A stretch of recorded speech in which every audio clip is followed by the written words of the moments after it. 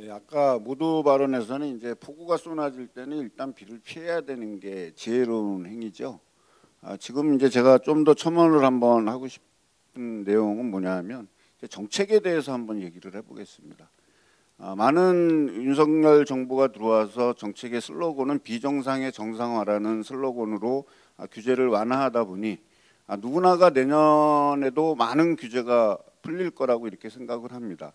근데 왜 규제를 지금까지 제가 이제 방송 오기 전에 한번 국토부에서 부동산과 관련된 제도 개선이라든지 규제 완화에 대한 시그널을 쉬어보니까 15개 정도 되더라고요.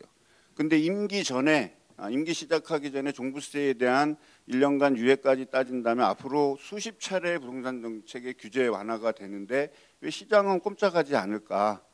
라는 이제 이런 의문을 우리가 갖게 되는 겁니다. 과거 정부에서는 어떻게 했냐면 규제를 강화하면서 금리를 인하했거든요. 그 얘기는 뭐냐면 규제를 강화하게 되면 금리도 같이 인상해 줘야 됩니다. 근데 규제를 강화하면서 금리를 완화했다라는 건 시중의 유동성이 엄청나게 있고 돈의 값이 싸기 때문에 누구나가 다 주저하지 않고 대출을 받아서 자산에 투자를 하고 해서 우리는 여러 가지에서 받습니다. 코인에서도 받고 주식에서도 받고 그리고 우리 부동산에서도 받고. 근데 지금 정부는 과거 정부하고 틀리게 지금 규제를 완화하고 있는데 금리는 지금 엄청난 속도로 지금 올리고 있다라는 얘기입니다. 결국에 뭐냐면 그 규제 완화가 시장에서 약발을 먹기 위해서는 금리가 멈춰야 됩니다. 멈추고 어느 정도 이제 횡보를 하겠지만 그 횡보를 한 다음에 금리 인하에 대한 시그널이 움직여주지 않는다라면 여전히 투자자들은 금리에 대한 부담을 가질 수밖에 없다라는 거죠. 결국에 뭐냐면 정책이 엇박자를 내는 겁니다. 그 엇박자가 내는 그 상황을 우리가 2023년에는 좀 더 명백하게 좀 볼 수 있다라는 부분이고요.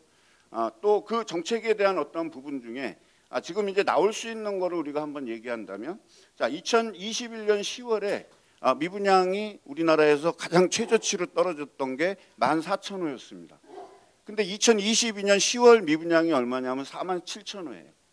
그렇다면 이 미분양이 내년 연초에 6만에서 7만 호가 넘어간다 그러면 건설 경기는 거의 올수업될 수도 있다라는 겁니다. 과거 우리가 금융위기 당시에 금융위기를 겪으면서 2009년에 미분양이 얼마까지 올라갔냐면 16만 호까지 올라갔습니다. 그 16만 호까지 올라갔을 때 수많은 건설사들이 부도가 났죠.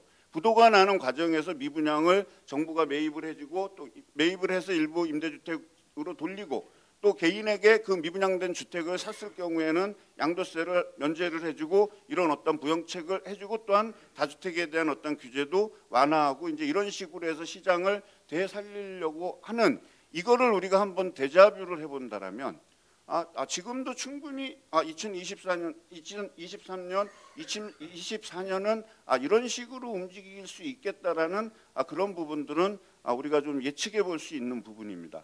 자, 그러면 지금 이 규제를 완화하면서 대출 규제를 완화했습니다. 대출 규제를 완화했다라는 얘기는 다른 말로 표현하면 빚내서 집 사라의 버전 2거든요. 근데 금리는 지금 어떻게 됐죠? 자, 우리나라 이 30대, 40대의 평균 소득이 한 500만 원 정도 기준으로 돼서 내가 5억 정도나 이 정도를 대출 아니면 3억을 대출받아서 8%의 금리를 감당하려면 내 소득의 절반을 이자 부담을 해야 된다는 거예요. 여기에 원리금까지 다 한다라면 더 부분이죠. 그래서 대출이라든지 금융에 대한 제도가 아주 디테일하게 좀 따져야 된다라는 거죠. 뭐를 하기 위해서는 자산시장을 활성화하기 위해서는 가장 중요한 대출에 대한 부담을 덜어주는 방향으로 갖춰야 되는데 아직은 그게 요원하다라는 겁니다.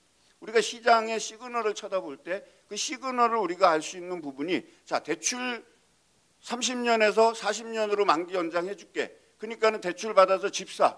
그래서 만약에 2억을 대출 받았다면 추가로 받을 수 있는 대출은 2,600만 원밖에 안 됩니다.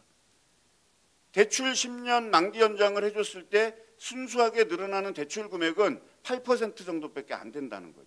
근데 그 금리 부담은 어떻게 되겠습니까? 더 증가가 되는 거예요. 그러니까 실질적인 실효성이 떨어진다라는 거죠. 이런 부분들을 과감하게 제도 개선을 하지 않는다라면 지금 부동산 이 하락기에 있는 상황에서 시장 참여자들이 쉽게 들어올 수 없다라는 얘기입니다. 또 한 가지 더 말씀을 드리면 자, 지금까지 우리는 공급 부족이라는 얘기를 수도 없이 들었습니다. 아, 진짜 부족할까? 그리고 2022년에는 연초에, 작년 연말이나 연초에 뭐라 그랬냐면, 아, 평균적으로 수도 서울에 36,000호에서 4만 호 정도가 공급돼야 되는데 올해는 2만 호입니다. 그러니까 이 2만 호만 공급되니까 주택시장이 어떻게 되겠어요? 다 폭등합니다 그랬어요. 근데 지금 서울에만 해도 아파트 구축 매물이 6만 건이 넘고요. 전세건이 6만 건이 넘습니다. 이 상황을 누군가는 설명해 줘야 되잖아요. 자, 공급 부족이라는 논리가 왜 생겼는가에 대해서 한번 우리가 고민해야 되는데, 자, 그러면 그 많던 실수요자들은 어디로 사라졌죠? 우리가 얘기하는 실수요자들, 또 이 공급 부족론을 끊임없이 만들어내는 투기적 가수요자들, 이런 부분에 대한 분석도 우리가 조금 필요해 볼 필요가 있고, 앞으로 윤석열 정부 내내 애초에 선거를 해가지고 당당하게 이 출범한 정부에서는 270만 호를 공급하겠다라고 하지만 건설 경기가 조금 불이익을 받거나 건설 경기가 불안해지게 되면 상당 포지션을 차지하고 있는 한국 경제가 성장률이 반토막 날 수 있는 우려 때문에 앞으로는 뭐냐면 공급에 대한 속도 조절론이 나올 겁니다. 또 민간 건설사들은 수익이 나오지 않는 곳에 가지 않습니다.